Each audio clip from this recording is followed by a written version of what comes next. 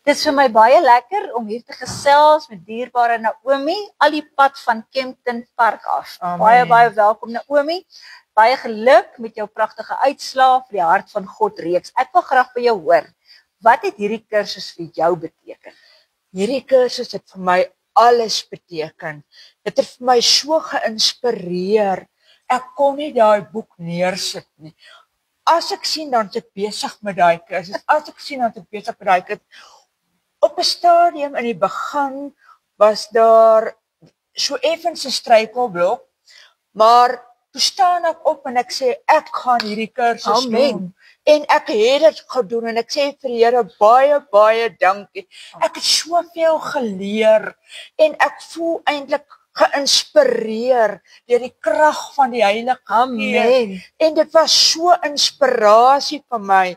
En dan as ek sien as ek besig met daai kursus, dan sê ek partykeer vir my man, Japie, vandag gaan ek nie baie huiswerk doen nie. Ek moet hierdie opdragte klaar maak. En dit was vir my verskriklik lekker.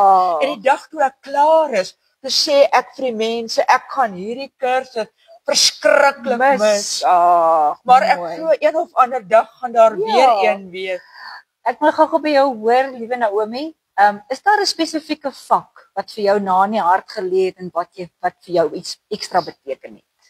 Die hart van die Heilige Gees. Amen. Want die Heilige Gees is vir my so spesiaal in my lewe. Sonder die Heilige Gees kan ons nie bestaan nie.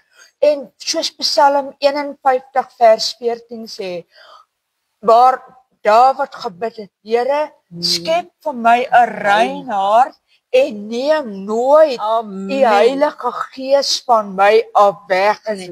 En elke dag sê ek vir die Here baie dankie vir die Heilige Gees, want die Heilige Gees is ons trooster. Hy lei ons in alle waarheid.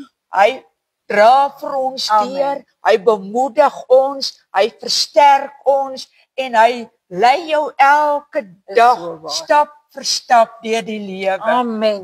Baie dankie dat jy vanoggend hier was. Dankie dat jy met my gesels het en mag jou vrouebediening van krag tot krag gaan. Amen. Baie dankie. Dit was my 'n voorreg om hier te wees. Baie dankie.